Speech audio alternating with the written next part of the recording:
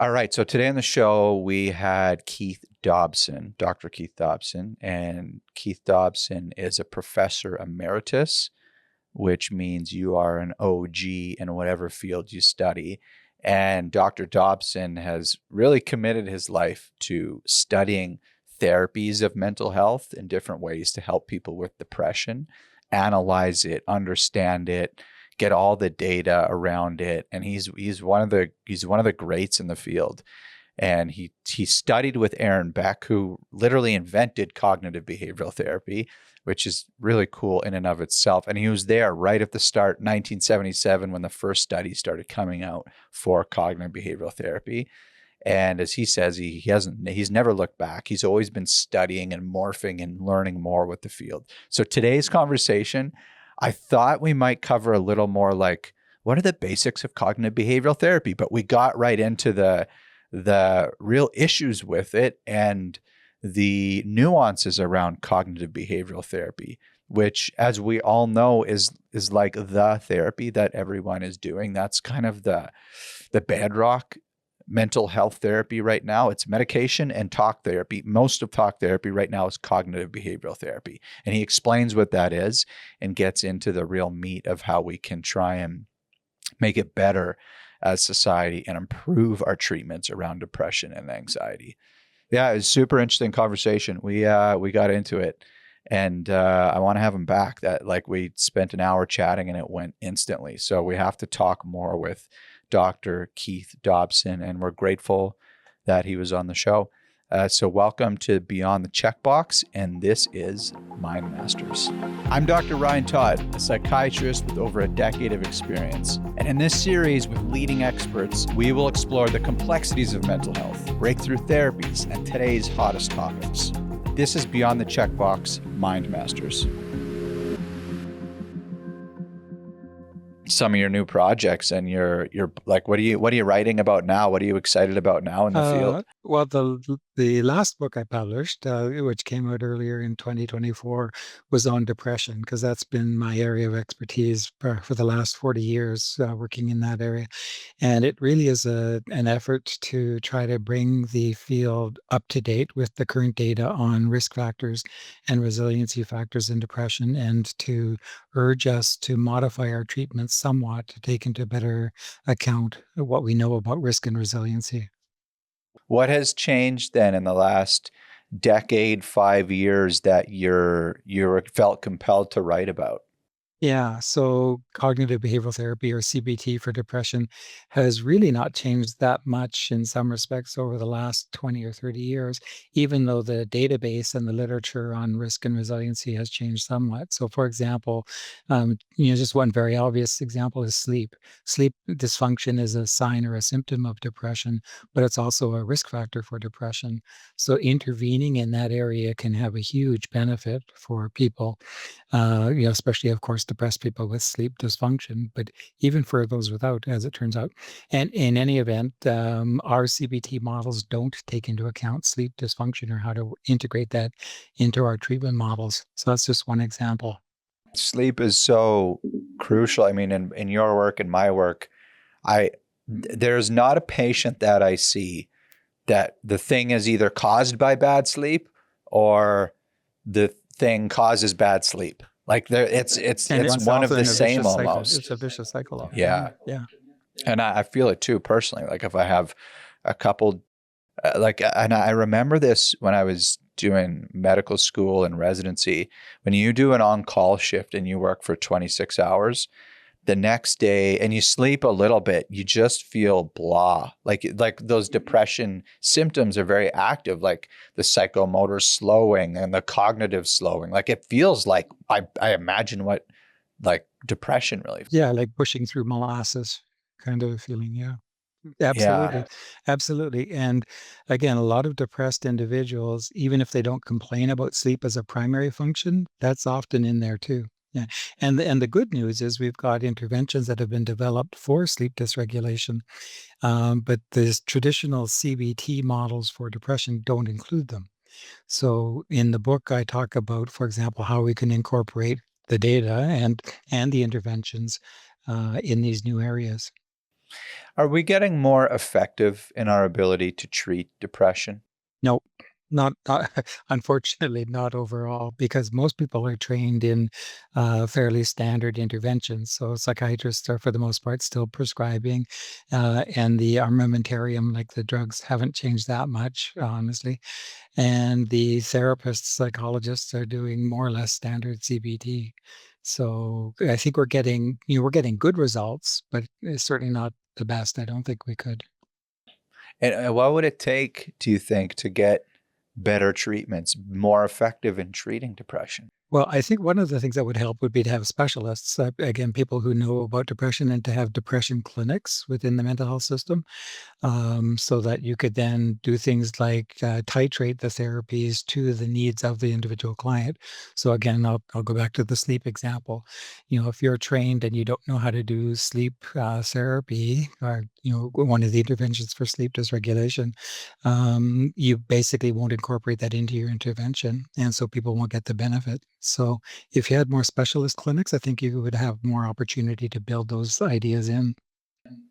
And that's interesting. So I wonder if, like, as psychologists and psychiatrists train, it almost seems like a core competency to be able to treat depression. So if you can't treat depression, what can you do? And same with probably anxiety and maybe substance use. And so that seems like it's like, well, why would we specialize in that? You're a psychiatrist. If you can't do that, like, what can you do? Well, no, I think you can do it, and I think a psychiatrist can treat depression. Just that I'm not sure that they do it optimally. So, because you're asking about, can we treat depression? And I think we can, but it's probably not optimal care yet. Yeah, like this seems to be the way a lot of medicine is going, right? Is to specialize in specific, even if they're very common disorders, like specialize those clinics, specialize those patient flows, specialize the training, because it does take different types of training, and you're saying specialties to really treat it effectively. Well, and again, I'll go back to the example of depression. Like for some people, interpersonal relationships are a key factor. And again, most psychologists have some training in relationship building, but they may not be specialists. So again, I would imagine a specialty clinic where you have psychiatry, psychology, social work, and for some people, potentially even dietitians, for food issues, you could have a think much better outcome overall. Yeah, exercise has got to be Exercise is a right up big there. one, absolutely. In fact, there have been trials now doing randomized clinical trials, giving people exercise, aerobic exercise for depression versus psychotherapy versus pharmacotherapy, and there's not significant difference. Wow. Okay, let's talk a little bit about that, because that sort of fits into the CBT model, like getting activated behaviorally. So you're saying that exercise versus medication versus talk therapy, there's some emerging data to show that they treat depression as effectively. Exactly right. Yeah. Yeah. And again, it depends on the kind of exercise. If you're doing anaerobic exercise, you don't get that benefit. But for aerobic exercise of a moderate intensity, at least 3 times a week, you get significant results similar to psychotherapy or drug therapy. Some of the things in psychiatry, I don't know if you found this over the course of your career, they're never like surprising or shocking. Like, you don't show that data and it's not going to make nature, because no one's like, oh my God, depression helps with, or But yeah, exercise helps with exercise helps. depression. Yeah. Yeah. But it's the discipline around it, around the science and the intervention, and that I think really matters in psychiatry. And we sort of lose some of that because it's not flashy. Yeah. I think that's true. And in fact, the book I was referring to earlier, it talks about things like diet, importance of diet, and it's kind of like, of course, our diet is important for people to feel healthy. Exercise, of course, but putting it all together in the right formula makes the difference, I think. I'm interested to talk a little bit about CBT because of obviously your expertise and your years of commitment to the field. What was it for you that drew you to cognitive behavioral therapy, studying it, understanding it as an intervention? Yeah. So now I'm going to date myself badly. I did my graduate school in the 1970s, and it was just by coincidence when I was in graduate school that the DSM was changing dramatically, our diagnostic and statistical manual. So DSM-3, the third version, came out in 1980, right as I was graduating. And so the whole way that we thought about mental health disorders and our approach to their treatment changed dramatically at that time. And CBT for depression also was just coming out at that time. So the first major trial was published in 1977. And then 1978 was the follow-up data. 1979 was the book that we still use in the field, the Beck et al. Treatment Manual for Depression. And so this was all happening right at that moment. So I was there right at the right time. And I happened to be working with somebody who was one of the authors of that book, the Beck et al. Book. And I had the opportunity to work with and train with Aaron Beck as well as part of that process. So it's just happenstance in many respects. I was always interested in what was then called neurosis. So anxiety and depression, sort of common day afflictions, mental health afflictions. But I happened to be in a good program at the right time when the diagnostic framework was changing and the treatment emerged, and I got in on the ground floor and never looked back.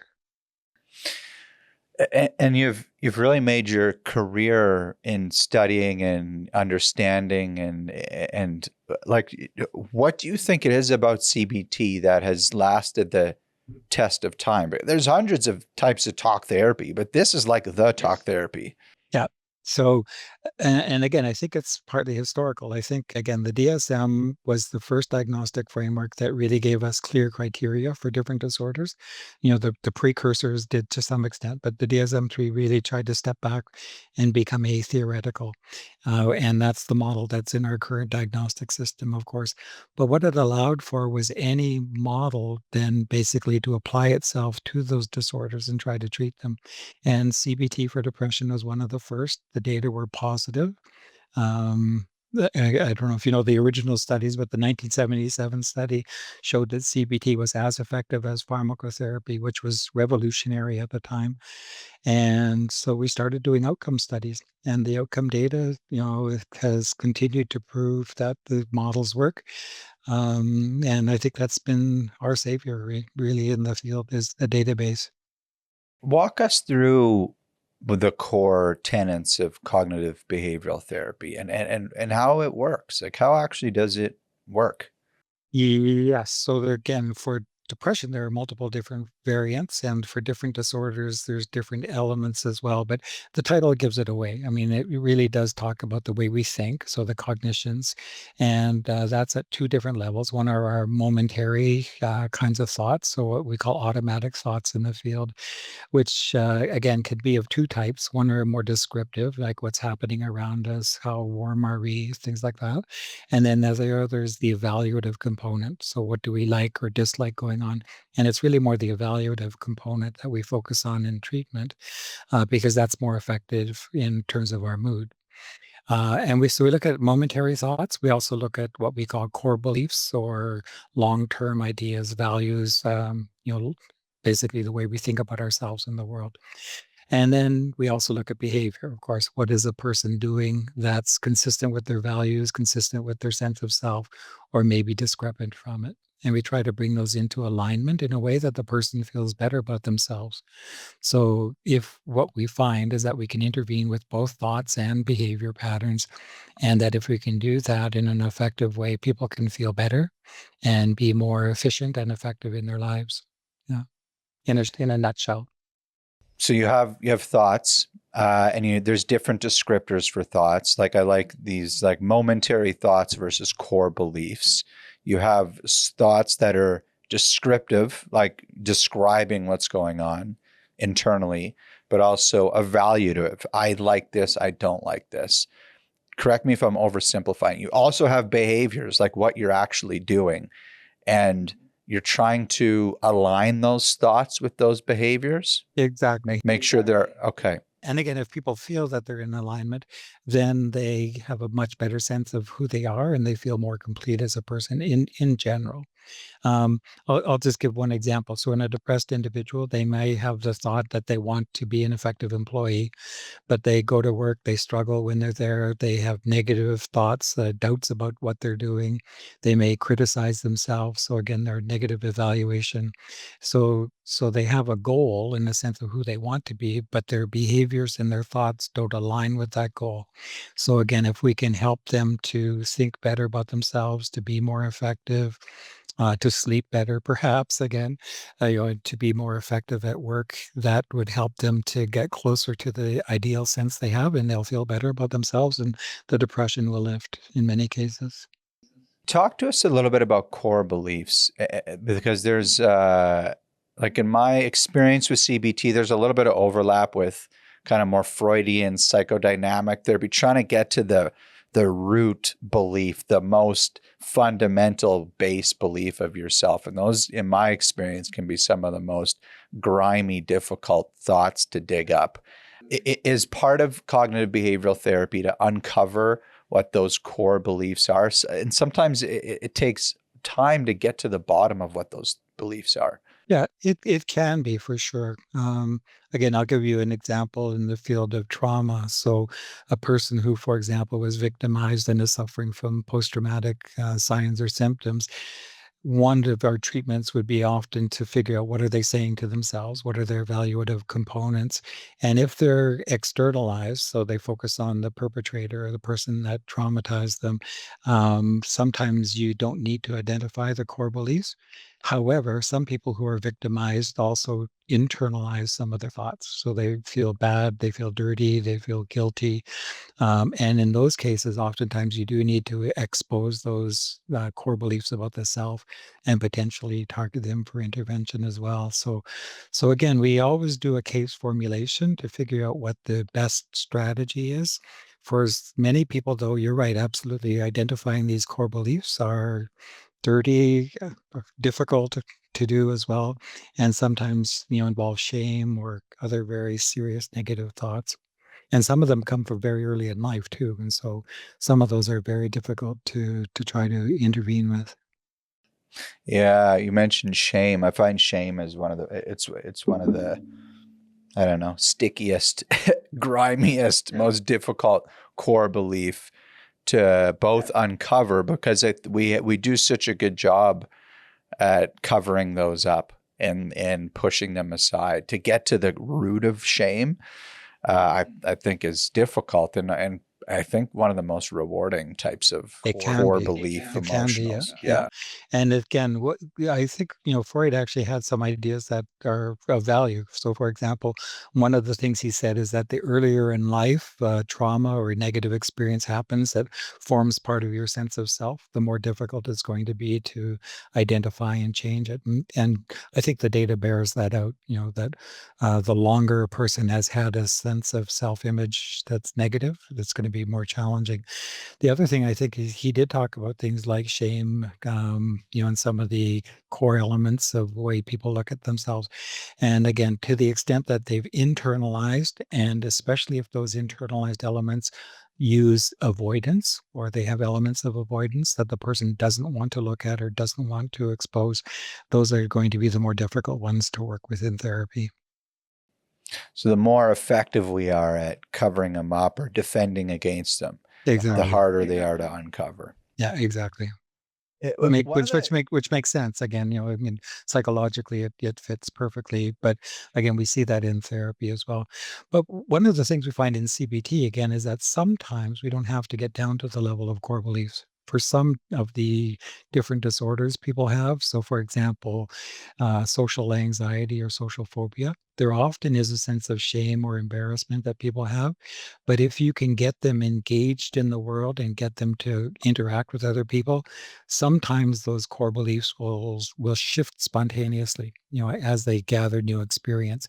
So sometimes we can work at the level of more automatic thoughts and behavior, and the core belief work will happen. cognitive behavioral therapy, like the way that we were trained in it, is that it's more, can be more manualized. It's more like in a like a 12-week period of time, and it's more measurable. Do those tenets still stand? Are those still core tenets of cognitive behavioral therapy? Yeah, pretty much. I would say, yeah, and certainly the manualized idea. And again, in my mind, I go back to the 1980s, like when the DSM was created and when manual started to be written. It was exactly the same time. So it was in the 1980s, and with manualization, of course, you can do training, so you can get more people trained using a more or less standardized approach. And again, another core tenet of the CBTs was evidence gathering, figuring out whether or not the therapies work and building that database. Is that why it has stood the test of time, because you can scale it I think and you so. can measure it? Yep, absolutely. And, I think the other thing that happened, and again, not a coincidence, but healthcare systems into the late part of the last century and in the early part of this century have become increasingly cost focused and efficiency focused. And so if you have a treatment that can be scaled, can be measured, can be relatively efficient, it's going to have a preference in the healthcare system. How does cognitive behavioral therapy compare in its effectiveness to like psychodynamic therapy or interpersonal therapy, or the kind of the other big schools of therapy? Is it more effective, less? Is it just a matter of the thing you're trying to treat? Like how does it shake out? Yeah. Yeah, it's a great question and a complicated answer. I think it partly depends on the disorder you're looking at, to be honest. It also depends on the healthcare system that you're working with. And so I think about, for example, a really well done study that was in Germany. And it was a study in which people were randomized to either cognitive behavioral therapy or psychodynamic therapy of a matter of choice. Or they were randomized to get the opposite therapy than the one that they thought they wanted. And the therapists were, again, publicly funded. They were well trained and they were monitored in their work to make sure they were doing the therapy they were supposed to. And they were basically given carte blanche to do the therapy that they thought was indicated. The outcomes were not different at all, like basically no significant difference in terms of clinical symptoms of depression. Both groups had equal efficacy.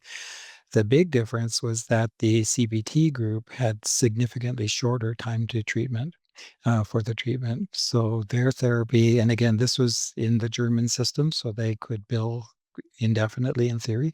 But the average number of sessions was 37, but in the psychodynamic therapy, it was 120. So so you get Wow. similar outcomes, but quite different in terms of efficiency.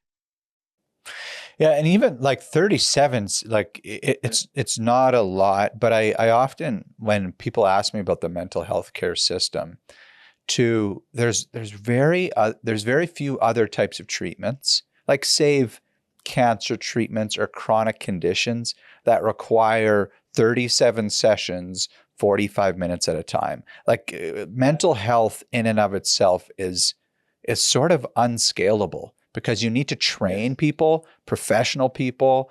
Like they need to take 37 times 45 minutes out of their life to treat one case. And I've always felt like cognitive behavioral therapy at least attempts to try and scale it through training and through data gathering. That's right. Yeah. And of course, in the Canadian or the American systems, you would never get 37 sessions. I mean, unless you were in private care and you could afford it. But in the publicly funded system, you'll never get that number of sessions, or very unlikely unless you really had a severe chronic kind of condition. You're much more likely to get more like 12 or, 14 perhaps. Yeah, 12 sessions was kind of like the classic. Like, okay, we should get this thing wrapped up in 12 sessions. Exactly. Yeah. Is there Most of the trials that have been done for CBT for depression are in the range of 18 to 24 sessions. and showing effectiveness And showing 18 to 24 sessions? Yeah, exactly. When they study this stuff, do they have control groups where people just go talk to someone like non-structured. They don't use CBT techniques. They're just kind of shooting the breeze. Is that how they measure effectiveness? Yes, yeah. Well, again, there's different comparisons. There have been studies done where you have other active therapies, so CBT versus pharmacotherapy, for example, or CBT versus psychodynamic therapy. There are CBT versus control studies in which there's either a neutral intervention of the type you described, like counseling, generic counseling. Some are waitlist therapies where people get no treatment, they just wait for a period of time. So the comparison does matter. And generally speaking, if you compare any intervention to nothing, you get an effect, of course, it's better. If you compare it to generic counseling, you typically get a significant effect, although it's less than nothing at all. And if you compare active therapies, oftentimes what we find nowadays is that the interventions are roughly comparable in outcome. It's so interesting. Is there data on the skill of the therapist? Like how good that person is, or how well they've been trained, or something there? And like, does that matter? Yes, and yes, and yes is the answer. We have studies like that, and it does matter. So in the field of CBT now, we make a distinction between adherence. So are you basically doing the therapy and not doing something else, like not doing dream analysis, for example, if you claim to be a CBT therapist, and the competence. So because competence involves not just doing the intervention, but doing it well, and being effective in the work you're doing. And sometimes being competent means not doing certain things because it might be contraindicated, so it's a bit more a higher skill level. And there is a correlation between competence and outcome. It's modest, so it's not, a huge factor, but it's absolutely there. The biggest predictors of outcome, for example, in the field of depression, are severity of the case. Typically, the more severe a case is at the beginning, the worse the outcome, and chronicity, it's the length of time. And basically, the longer a person has suffered from depression, typically the outcomes are the worst. But competence does make a difference. But it's not as much as severity or chronicity. But how do you measure competence? There are Like, is it scales. Yeah, there are measurement scales. There are actually several now in the field that you can use. And typically, to do it well, you need to have a trained expert who will watch or listen to a session and then make the ratings. And again, this is one of the problems in the field, is that you have to have an expert who can do that, and he or she has to listen to the session and make inferences about what would be the best thing to do, versus what did the therapist actually do. And so there's some judgment involved, and the reliability of some of these scales is not ideal. Yeah, that brings up an interesting point with with AI and chat bots and trying to replace therapists, like CBT therapists, because you could make the argument that like an AI chatbot would be very adherent to the methodology, Exactly. but there's got to be something missing in terms of empathy, human interaction. Like, what's your opinion on that? Like, how important is a human in this whole thing? Well, I think it's very important.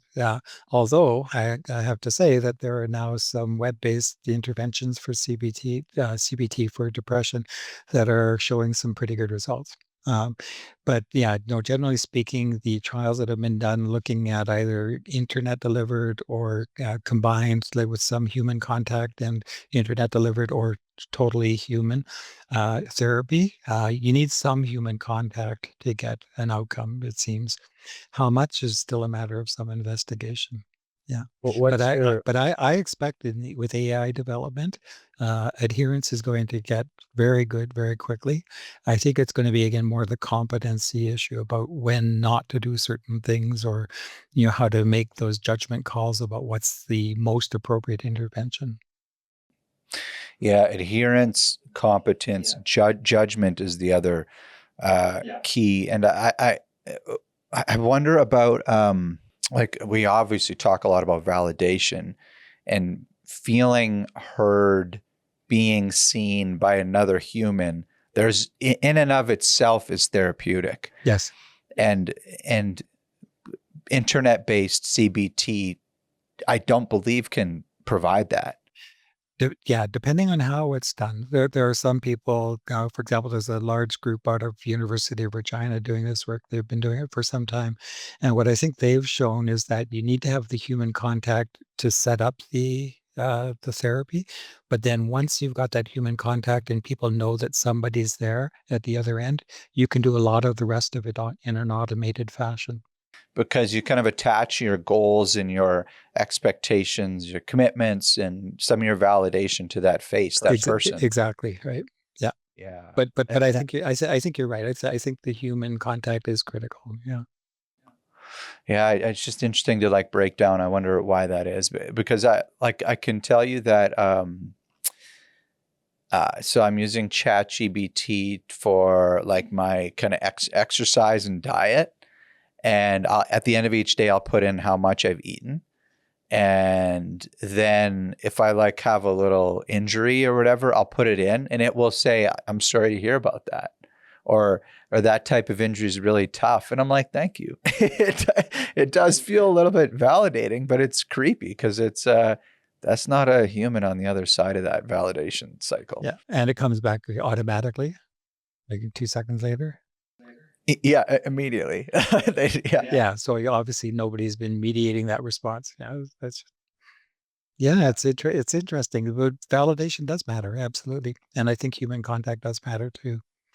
So I'm not surprised when I see, like totally AI.